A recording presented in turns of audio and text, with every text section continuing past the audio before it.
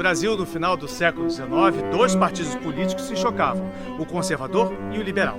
O primeiro era escravagista, o segundo, libertário.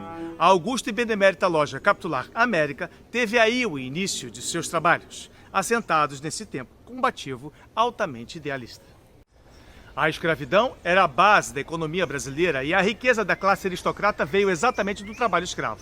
E é exatamente esse grupo que, em 1831, funda o primeiro partido conservador no país.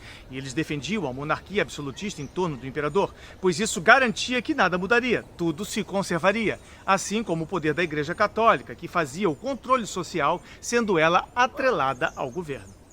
E os maçons do Grande Oriente, por serem filhos do iluminismo, influenciados pela Revolução e a maçonaria francesa, eram oposição a tudo isso. Estado e igreja completamente separados. Lutavam contra o racismo escravocrata da aristocracia conservadora. Lutava pela democracia, a república, a abolição da escravidão.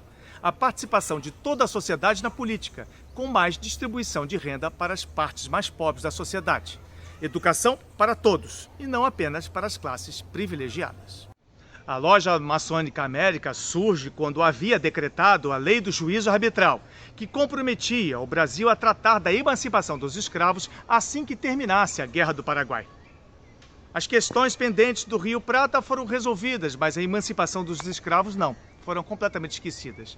As nossas lavouras de café se estendiam cada vez mais para o oeste e teimavam os conservadores em acreditar que somente a escravatura intensificava e resolvia o problema do aumento do plantio e da produção.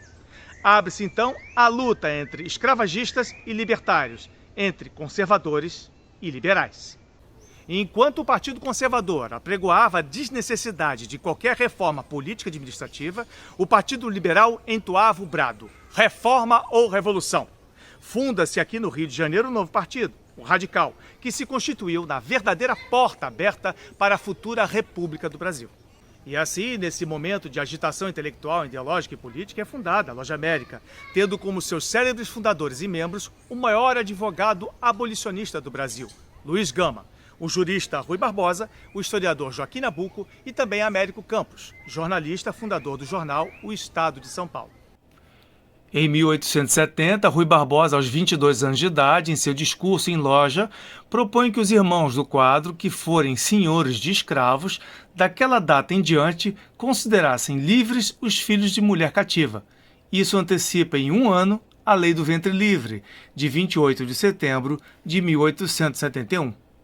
Joaquim Nabuco, um dos maiores abolicionistas brasileiros, escritor e orador primoroso e poeta, iniciado nessa loja no dia 1º de dezembro de 1868, quando ainda era um estudante. Juntamente com Rui Barbosa, foi um dos baluartes para a promulgação da Lei do Ventre Livre. Foi um abolicionista sempre intransigente do seu ponto de vista.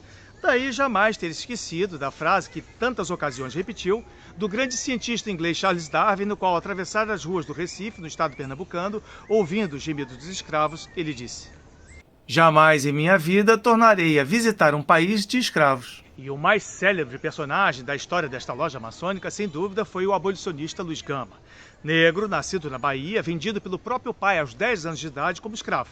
E ele conseguiu juntar provas suficientes para questionar na justiça a ilegalidade de sua escravidão, voltando a ser um homem livre, aos 18 anos de idade. Se tornou jornalista e também um célebre advogado, libertando mais de 500 escravizados do cativeiro nos tribunais de justiça. Como vimos em programas anteriores, ele foi fundação da Loja Maçônica América. E mais detalhes sobre a vida deste herói brasileiro, você assiste do card que está passando aqui em cima. Resolvido o problema do ventre livre, os irmãos da Loja Maçônica América continuaram a sua luta para a revogação de total escravatura do Brasil. Não bastava uma simples abolição, e sim a necessidade de integrar os libertos à sociedade com plenos direitos, com a capacidade de participar em igualdade do jogo social. Preocupou-se a loja com a questão maior da educação democratizada das crianças e adultos e manteve, com recursos próprios, escolas diurnas e noturnas completamente gratuitas. Promoveu fuga de escravos juntamente com os caifazes do irmão Antônio Bento, da loja maçônica Piratininga, e outros irmãos da loja Ipiranga. Criou e sustentou o quilombo Jabaquara, em Santos, onde na época da Lei Áurea haviam mais de 10 mil negros. E nessa imagem vemos a localização exata do quilombo Jabaquara, em Santos, que era sustentada pela maçonaria de São Paulo. O Brasil foi o último país a abolir a escravidão. Porque aqui a aristocracia tinha tanto poder que tanto o rei Dom João VI quanto os dois imperadores estavam com as mãos amarradas e não quiseram romper com o sistema, pois toda a riqueza dos aristocratas vinha da escravidão.